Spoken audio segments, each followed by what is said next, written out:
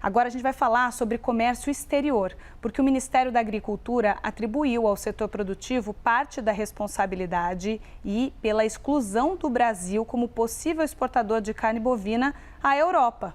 A gente vai entender essas atualizações do processo com os antimicrobianos com a nossa analista Fernanda Pressinotti aqui comigo no estúdio. Boa tarde, Fer. Conta pra gente o que vem por aí dessas atualizações. Boa tarde, Isadora. Boa tarde a todos.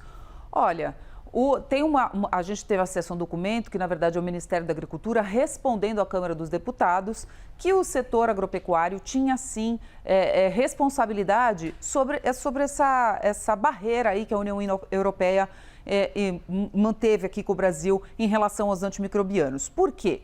Porque o governo brasileiro, há muito tempo, desde a década de 90, a União Europeia estuda como reduzir esse uso dessas substâncias, né, para controle do gado e vem negociando com o Brasil falando sobre isso. O governo, em maio, antes dessa definição, dessa proibição da União Europeia de importar produtos agropecuários brasileiros, né, ela solicitou aos frigoríficos, aos exportadores, que tivessem alguma maneira de rastrear o gado, rastrear a carne que usasse esses antimicrobianos.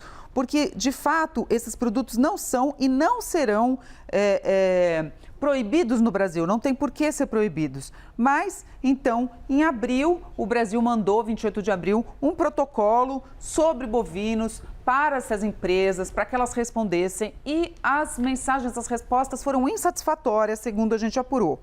Em maio, novos documentos detalhados foram pedidos para as empresas e aí enviados para a União Europeia, para a Comissão Europeia, e da mesma forma eles também a classificaram como insuficientes. Então, o que o governo tem dito agora é que as empresas precisam mostrar, provar de alguma forma que elas conseguem rastrear os produtos que utilizam essas substâncias, que são permitidas no Brasil, porque elas são para tratamento de doenças. Segundo o Ministério da Agricultura, a secretaria que acompanha a pecuária no país, esses produtos não são utilizados para crescimento dos animais, como em alguns lugares do mundo. São utilizados no caso de doenças, mas o fato é que a gente precisa provar isso para a União Europeia. E o Brasil segue aí negociando e solicitando que as empresas mostrem a maneira que isso pode ser feito. A gente tentou contato com as associações que representam os frigoríficos e as empresas exportadoras e ainda, Isadora, a gente não teve retorno deles para falar a parte deles, né? Por que não entregaram?